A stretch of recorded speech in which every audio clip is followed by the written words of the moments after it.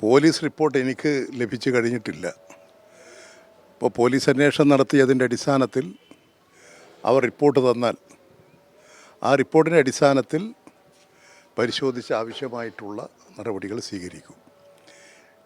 പുസ്തകത്തെ സംബന്ധിച്ച് ഞാൻ ആദ്യഘട്ടം മുതൽ തന്നെ പറഞ്ഞുകൊണ്ടിരിക്കുന്നത് ഒരേ ഒരു കാര്യം തന്നെയാണ്. ഇപ്പോഴും അതുതന്നെയാണ് യാഥാർത്ഥ്യം എന്ന് ഒന്നുകൂടി വെളിവാക്കപ്പെട്ടിരിക്കുകയാണ്. അതുകൊണ്ട് അതിഗുരുതരമായ ഒരു തെറ്റാണ് DC ബുക്സ് ചെയ്തത്. അതായത് എന്നെ തന്നെ അത്ഭുതപ്പെടുത്തിയ കാര്യം, ആ ദിവസം രാവിലെ 10:30 മണിക്ക്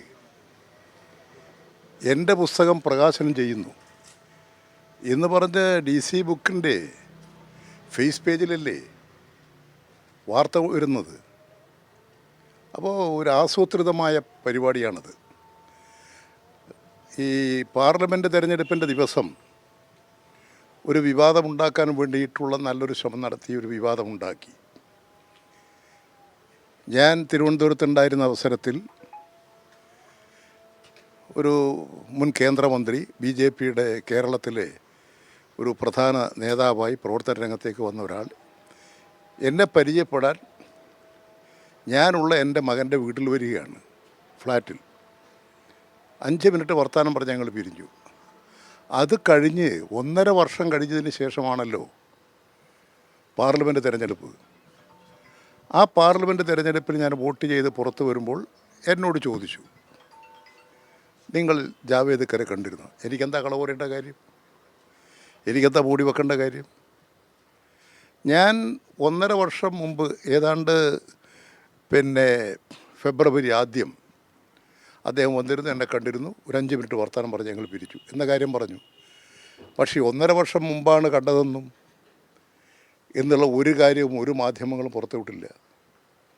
എന്തോ അതിൻ്റെ തലേ ദിവസം ഒരു കൂടിക്കാഴ്ച നടത്തിയതുപോലെ വാർത്തയുണ്ടാക്കി, അതൊരു വാർത്തയുണ്ടാക്കാൻ എടുത്തിട്ടുള്ളൊരു നടപടിയുടെ ഭാഗമാണ് എന്ന് ഏതൊരു ചിന്തിക്കുന്ന ആൾക്കും ബോധ്യമാകും.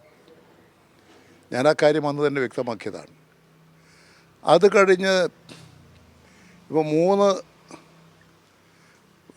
വയനാട് പാർലമെൻറ്റ് മണ്ഡലം, അതുപോലെ തന്നെ ചേലക്കര, പാലക്കാട് അസംബ്ലി മണ്ഡലം,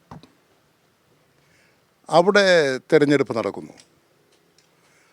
ആ ദിവസം രാവിലെയാണ് ഞാൻ എഴുതിക്കൊണ്ടിരിക്കുന്ന എൻ്റെ പുസ്തകം ഇങ്ങനെ ഇന്ന് 10:30 മണിക്ക് പ്രസിദ്ധീകരിക്കുന്നു, പ്രസാധനം നടക്കുന്നു, അതിൽ ഇന്നെന്ന കാര്യങ്ങളൊക്കെ ഉണ്ട് എന്ന് പറഞ്ഞുകൊണ്ട് തിരഞ്ഞെടുപ്പിൽ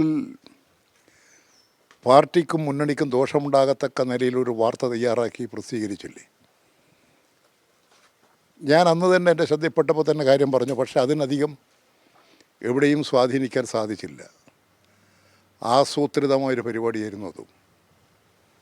ഇത് രണ്ടും ഈ തെരഞ്ഞെടുപ്പ് ഘട്ടത്തിൽ വന്നിട്ടുള്ളൊരു കാര്യമാണ്. അപ്പോൾ ഇത്തരമൊരു പാർട്ടിക്കെതിരായി, ഗവൺമെൻറ്റിനെതിരായി ഇത്തരമൊരു വാർത്ത സൃഷ്ടിക്കാൻ DC ബുക്സിനെ ഉപയോഗിച്ചു, DC പബ്ലിക്കേഷൻസിനെ ഉപയോഗിച്ചു എന്നുള്ളതാണ് ഞാൻ മനസ്സിലാക്കുന്നത്.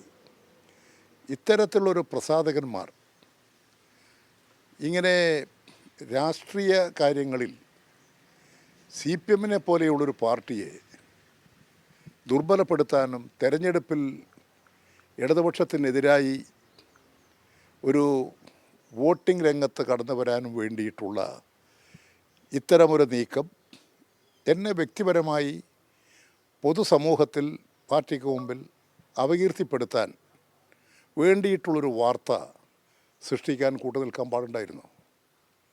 എന്തെങ്കിലും വസ്തുതയുണ്ടോ അതിൽ?